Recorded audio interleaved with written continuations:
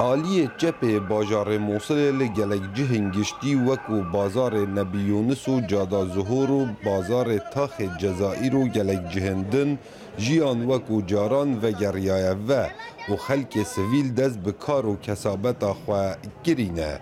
ده گریان که دنگ امریکا دا بو جهن گشتین آلی چپ موصل خلک وسط دانه خویا کرن که نها کاروان وکو بره و گریای ابتن خدمت گذاری وک بدوی نهاتینه دابین کرن. بس هو يعني تني مدوید موچه پیتا بالاف کرن دا کوپتر اف خلکی حرکه بکش بر کوتوزانی لسردم داعش چاب و جیان نه گلک سخته. آب جارجارات هیت ما آب و کهرباد وید. چه تشتکی دی من نوید؟ وضع الأمنية ما شاء الله حيل زين. روش أولكارية نها قالكي باشا أفجي بهمتا هزن أولكارية حشت وزارة براوانية.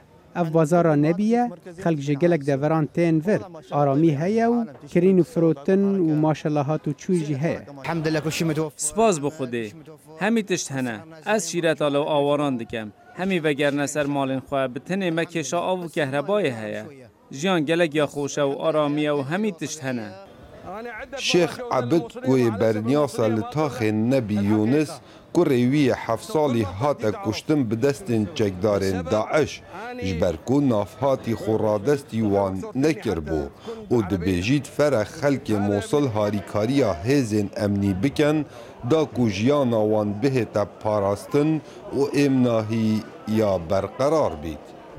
يعني لا خوف بعد اليوم. ترجنها پیونین و اگر ام ترسان دیسان ده پولیس اینا کشتن سرباز ده اینا کشتن و روزنامه‌وان ده اینا کشتن گلک براین می روزنامه‌وان لموصل هاتنا کشتن و جهه داخیه جبر کو هر یک برانبر اوانات اینات اجوان مروفام کره من هاتی کشتن کو 87 سال بو و فرمانا گرتنامه بلاف کرن همی اوی چند زانن کس بلا نترسل چکو چتشنی افغانجه جیب ترسن و هر کس داعش که ببین تو آگهداری لاین امنی نکت او بشرفه.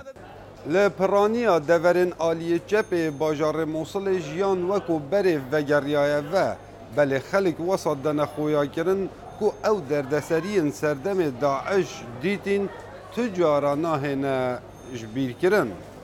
کاوا عمر دنگ امریکا موصل